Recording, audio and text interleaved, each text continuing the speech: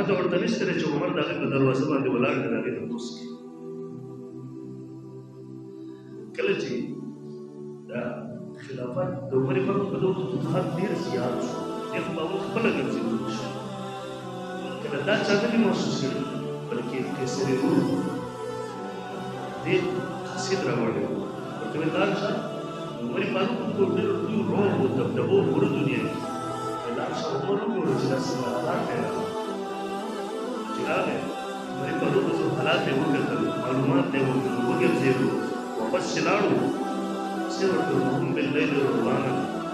وبالنهار بؤسا. ورته ویل هغې د ورځې د اس په شا باندې منډه وهي، محنت کوي، کوشش کوي، او د شپې هغه په مسله باندې ولاړ الله ته ژړا کوي. دا حالات یې ټول نوټ کړي. هغې ته یې ویل دغسې قوم ته څوک هم شکست نه شي چې دوی ونټینګو. صحابه کرامو فوج روان و د حملې لپاره، ویل شکست ورکولو یوه طریقه هغوی سره د الله امداد کوي. الله ورنه راضي دی، او د مسلمان قوم نه چې کله الله راضي وي، د الله امداد وي، بیا څوک هم دې ته شکست نه شي ورکولی. د غازي له اوله د الله سره د رابطه او تعلق ختم کړي، الله ورنه ناراضه وي، مسله ناراضه کېږي. اولنی پلان یې هغوی دا وکړو، هغه ځای چې لکۍ ښایسته خوبصورته دا یې راوویستې، او مجاهدین چې په کومه لار باندې ځي په 15 میلو یا 10 میلو پورې ځای په ځای ورته بربنډ دي چې لکۍ وګوري، دوی به په دې کې مشغوله شي. د الله امداد به ورنه ختم شي، د هغې نه بس به هم په دې باندې حمله شروع کړي. مسلمانان یې ټول په دې باندې تباه کړي. زموږ حکمرانان چې په کومه شان کې مصروف وي په یورپ کې، حاجي بیمار هم شي، علاج ورله په پاکستان کې په نور کې بهر ورته شي. اگر نه ملک په ټول دیوالي شو، په ملک باندې خراب حالت کې، او په مردر بله ورځ تلویزیون کې کتل، صحافي ورکړي چې کله دې حکمرانانو د شاهي پروټوکول ختم شي، تقریبا 285 ارب ډالر هغه ورکړي چې دومره زموږ د ملک ور باندې یو ځل نه 3 ځل واپس جوړېږي. هغه په عیاشۍ کې اختري، او یقین وکړه یو چې راځي هغه د بل نه زیات یو چې راځي هغه د بل نه زیات ظالم وي. لاره نه پاتې شوې، بس یو د الله درد دی، د الله سره د نور هېڅ شی نشته. الله تعالی دې په دا قوم باندې دغسې حکمران راولي چې هغه یقینا د قوم د تکلیف احساس کولی شي. کومو خلکو چې هغوی چېرته ګرمي نه وي کتلي، کومو خلکو چې هغوی دا نه وي کتلي چې هغوی د بجلي چې هغه د قوم د لوډ شیډینګ نه څه خبرېږي، هغه د مهنګایۍ نه څه خبرېږي، د هغوی بچي چې په شاهي اعلی موضوع کې عدد وي، هغه به د قوم درد او احساس څه محسوس دا خو هغه څوک محسوسولی شي. هغه د عمر فاروق رضي الله عنه د حکمران هغوی پخپله د قوم په دغه درد او دود کې شریک دي. زموږ ملک کې دا اول ځل د حج موقع وه، یو عالم وزیر دی مفتي خوشحال صاحب دامت برکاته العالیه، د بله ورځ استاد محترم محدثین شیخ ادریس صاحب دامت برکاته العالیه سره ناست وو. هغه ما ته ویل دا اصل حالات بالکل دومره بهترین بلډینګان چې کله دغسې نه وشي حاجیانو ته میلاو اعلی قسم سهولیات پکې وي،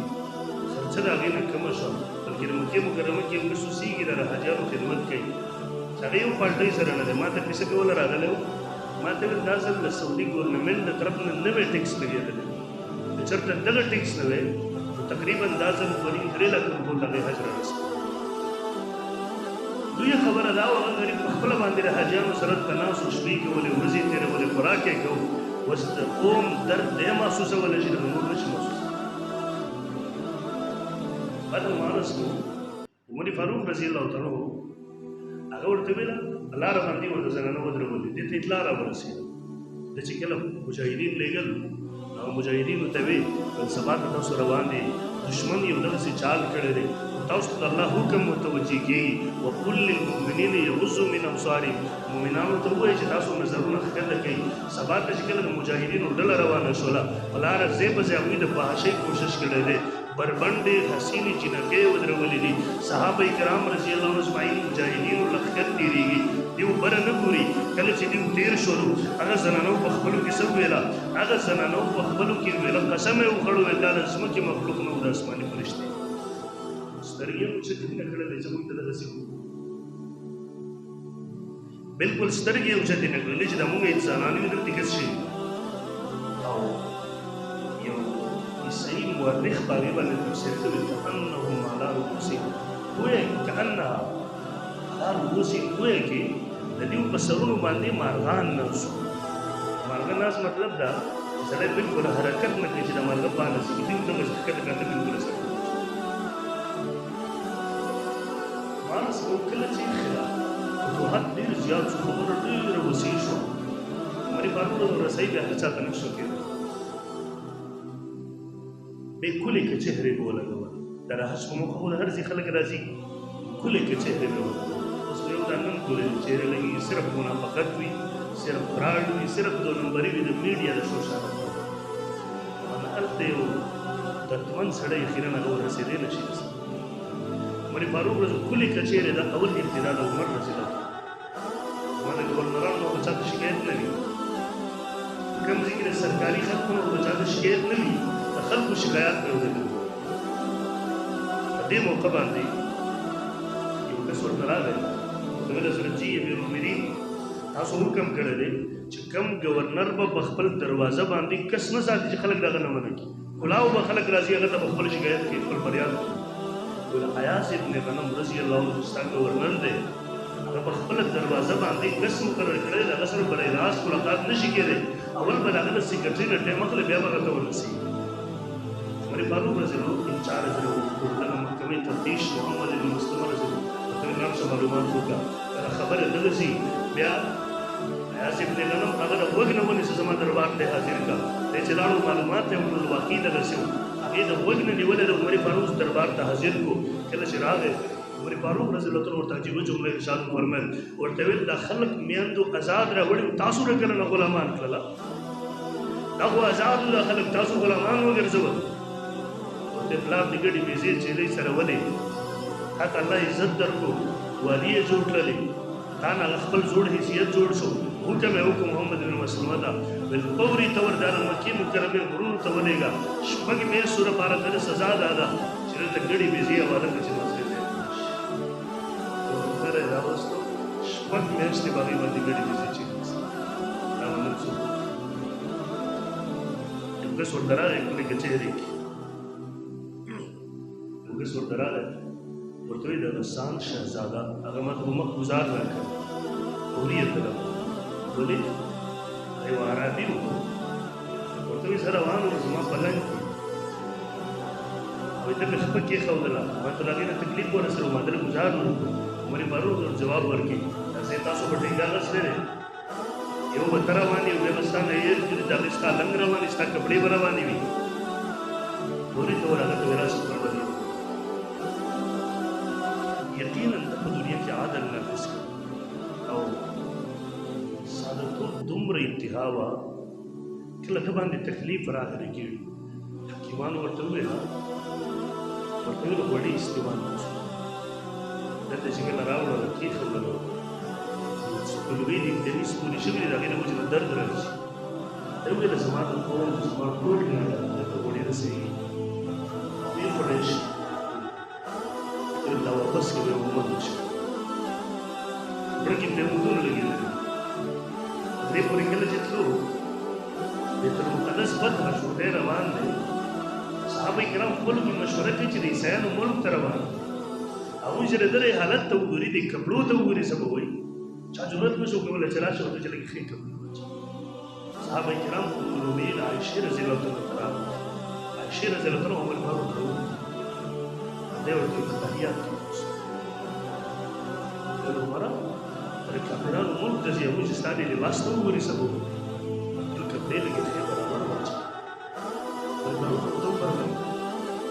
هغه د نبي علیه صلات وسلام د ژوند نه لرې کې دا د پته نشته د نبي علیه صلات وسلام په خپل ژوند کې څه حالت و موږ ته الله د اسلام د وجې نه عزت راکړی دی موږ ته د دنیا د وجې نه عزت سادهتوب یې دومره او دومره هله پورې یو ځل کس پسې د شپې راغی دوی د مجاهدینو ډله روانه ده مدینه منوره کې شپه ده د شپې ناوخته ورسېده سحر وختي به بیا سحر به بیا تګ ورته دا ونه چې بل سبا به وکړو ډوډۍ عبدالرحمن بن عوف ځان سره واغوست ولاړو قافله مجاهدینو دی دوی پهردار ولاړ دی دی ورغی هغه ته پته نشته دی چې امیرالمؤمنین راغلی ورته یې توده شو د مدینې منورې نه نوي پهرهداران هغه ته به حدیث ترې سهار هغه ته ورته ولګېده چې امیرالمؤمنین راغلی دی بېګا یې خپله پهره کړي او بیا سهار ته دوی ته خوراک مراک چې برابر کړو په خپله باندې هغوی ته ګرځي په دسترخوان باندې هغوی باندې ګرځي د هغوی حالت ګوري د هغوی حالت اوري یو کس پکې دی بس لاس باندې د ګوري اواز دی ولې بس لاس خوراک کوي یو ټایم لومړی زما ښی لاس نشته دی رسول الله صلی الله علیه وسلم پلان کې جنګ کې زما ښی لاس کټ شوی دی د دې وجې نه زه مجبورن په بس لاس خوراک کوم عمر فاروق ورته ماتې وغوښتله ورته ویل هسې نه الله دربار کې بیا زما شکایت ونه کړي چې د رسول الله صلی الله علیه وسلم صحابي وم د هغه سره په جنګ کې زما ښی لاس شهید شوی و الله او په هغه وخت کې عمر فاروق زه حکمران و هغه خلیفه و امیرالمؤمنین و هغې زما لپاره څوک خادم نه و مقرر کړی هسې نه د قیامت په ورځ زما ګریوان ته لاس راوړل شي دومره د عدل او انصاف بهرحال محترم د عمر فاروق رضی الله عنه بلکې عمر فاروق رضی الله هغه دور هغه سړی و چې د په شهادت سره د فتنو دروازې کلاو شو امت کې چې بګاړ شروع شو امت کې مشکلات شروع شو مسلمانان د طالب سره مخامخ شو دا د عمر فاروق رضی الله عنه د شهادت وروسته شو خالد بن ولید رضی الله عنه یو علاقه فتح شو چې اسلام یو ډېر لوی جنګ دی الله ډېر فتوحات د ده په لاس کړي سیف الله تعالی یو سره ناست دی ګپ شپ لګوي تپوس کوي د پلانکۍ صوبې والي څوک ولېږو پلانکۍ د پلانکۍ ده په ګپ کې خبره وکړه جنګونه مونږ کوو والیان مونږ جوړو څه جنګي خلک یې څه انتظام کوي ګیلې په طور په ګپ شپ کې ویل یو صحابي ورته وایي ته چې دا خبرې کوي خو فتنه به پیدا شي فساد به پیدا شي جواب دی خالد بن ولید رسول اما فی عهد عمر د عمر رضی الله عنه زمانه کې دا ممکن نه دي چې فتنې سبب شي دا دروازه وه کله چې عمر رضی الله عنه شهید شو دغه دروازه ماته شوله د هغې نه پس به فتنو سرونه اوچت تلله تر اوسه پورې امت کې فتنې دي بګاډې او دا وکړې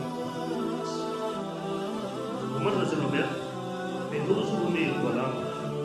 چې تبولو د ده کنیت مجوسي و دی عمر فاروق رضی الله عنه سحر لمونځ ته راغی سکونه به سیده کېده سکونه چې سیده شو دی مسلې ته لمونځ شروع کړو دې پوري طور په انتظار کې و د هغه ځای کې پوري ګزار وکړو عمر فاروق زخمي شو بل کسې د ځان په ځای باندې پوري مخکې کړو لمونځ ته دی راوګرځېدو صحابه کرامو دا خبیث سمونې و دې خپل ځان په خپل خنجر باندې و ځان یې مردار کړو عمر فاروق چې 2 ورځې 3 ورځې پورې زخمي و وینه ورنه ډېره زیاته روانه وه اخري وخت کې خپل بچي عبدالله ته ویل عبدالله بن عمر رضی الله عنه ویل لاړ شه عایشې ته وویل رضی الله عنها چې عمر اجازه غواړي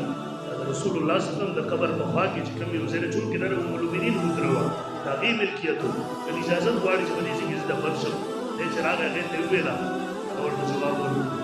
خاموشه شوله لازم خو ما خپل ځان دپاره خوښ کړی و چې دې کې به زه دفن کېږم زه عمر ته په خپل ځان باندې ترجیح ورکوم دې کې اجازت دی بیا عمر رضی الله عنه چې کله دا واورېده چې المؤمنین اجازت وکړي انتهایي خوشحاله شو بیا خپل بچي ته ویله ویل چې کله زه وفات شم شهید شم د هغې نه پس به بیا د هغې نه تپوس وکړي اجازت یې ورکړو ما ته دفن کا ورنه د عام مسلمانانو په قبرستان کې مې دفن کا او بیا دی په دغه حالت کې شهید شو او تقریبا یکم محرم الحرام چې دا اوس ورځې د محرم چې شروع کېږي د دې په اولنۍ تاریخ باندې عمر فاروق رضی الله عنه د هفتې په ورځ باندې شهید شو اسلام دغه دروازه د محرم ټول د شاهدونه ټول کال مسلمانانو چې ګورې دا د شاهدونه بیا داسې شخصیات هغه دي چې موږ هغه بلکل یادو نو اوس موږ ته خو دا یاد وي چې په محرم کې حسین رضی الله عنه شهید شوی موږ ته دا نه وي یاد چې په دې کې عمر فاروق رضی الله عنه شهید شوی موږ ته دا یاد وي چې هغه د رسول الله صلی الله علیه وسلم ورسې دی یقینا د هغه سره محبت دا د ایمان بنیاد دی لیکن موږ نه دا هیر وي چې عمر فاروق رضی الله عنه د رسول الله صلی الله علیه وسلم دویم خلیفه دی موږ ته دا یاد وي چې حسین رضی الله عنه د رسول الله صلی الله علیه وسلم نازبین ورسې و لیکن موږ ته دا نه وي یاد چې عمر فاروق رضی الله عنه هغه دی چې دا د اسلام بنیاد دی په دې سره الله اسلام ته عزت ورکړی دی، اسلام یې مضبوط کړی دی، د اسلام شان او شوکت شوی دی. په بهرحال 22 لاک مربع میل باندې د اسلام فتح راغلې ده. د اسلام جنګ بلکې دا عجم چې فتح شوي دي دا د عمر فاروق رضی الله عنه رسول الله صلی الله علیه وسلم خلیفه دی، زموږ عقیده ده خلیفه راشد چې ورته ویلی شي. قرآن مجید مسلمانانو د خلافت د مسلمانانو د مضبوطیا دا ټول وعدې چې کړې وې هغه د عمر فاروق رضی الله عنه په لاس سره الله پوره کړي دي. کسر او کسرا ورته ویلي بادشاهتونه الله